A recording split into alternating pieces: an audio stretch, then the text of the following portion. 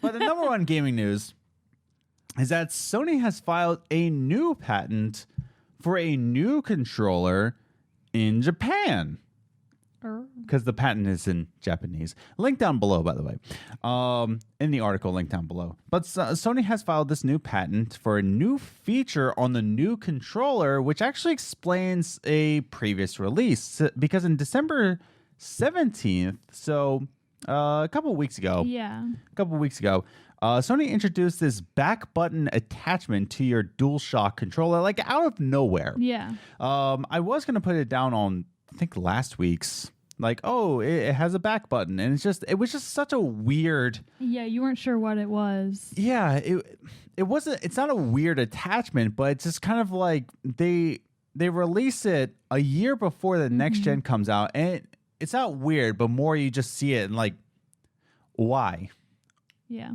Did you see pictures of this, by the way? Yeah, you did show me, or I saw you making the thumbnail. PS4 back button. And it was like this... I don't know, I didn't see the actual. I just saw like the blueprint. Yeah, no. That's for the patent. But it's this back button. It attaches to your PS4, and there's two little buttons that you can just like, assign to any button on the PlayStation 4 controller. And it's fine. It's a fine product. It's just kind of like, why? Yeah, why it release doesn't this? Seem necessary, especially when they're coming out with next generation. It just doesn't make sense to me to put the money into doing that. Well, that's where we come into this article, because PlayStation 5 has now, Sony has filed this patent for a controller and a feature on it. If you're watching YouTube, I actually put it, or Liz did. Liz put up the image. Right in the red squares there. What is that? Buttons. On the back of the controller. Yeah. Oh, now that I'm looking at it, hold on. Because a lot of people are seeing this image and just saying that, like, oh, this is going to be a PlayStation 5 controller. This is going to be a PS5. There's going to be back buttons built into it. This is definitely PS5 because there's a USB-C link to it. That's part of it. But why in this image is there a light bar?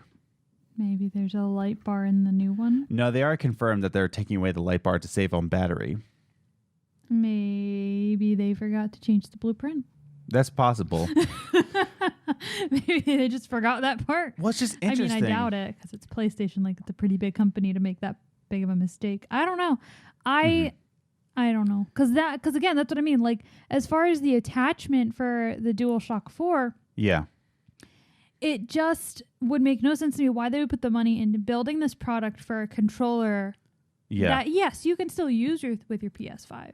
Right.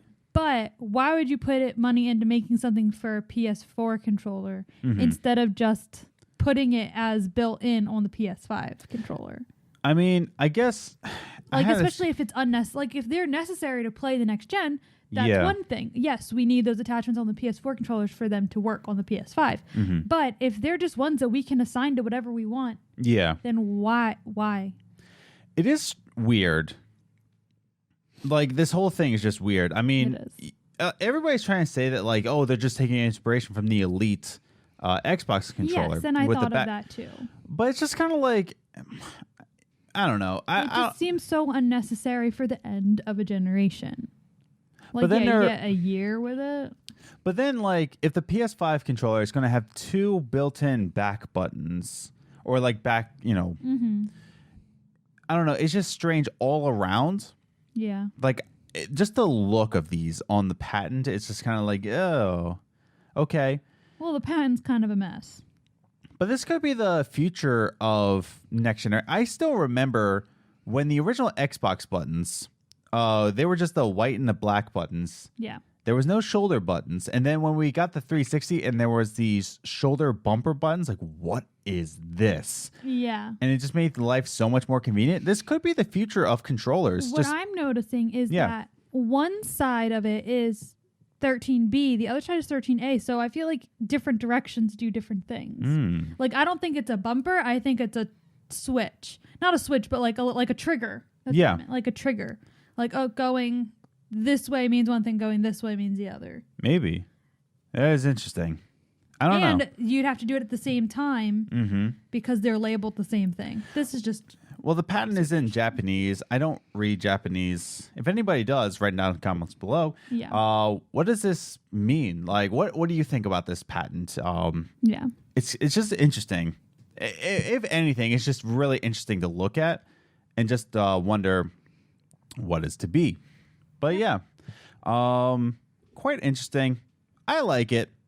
I think this is going to push the future of what game controllers actually do and what they look like. Yeah. It could be permanent. Like all controllers here on out are going to have these back buttons. But I guess we'll see in the future. Have a handle on the ones we have now. Oh, you have to.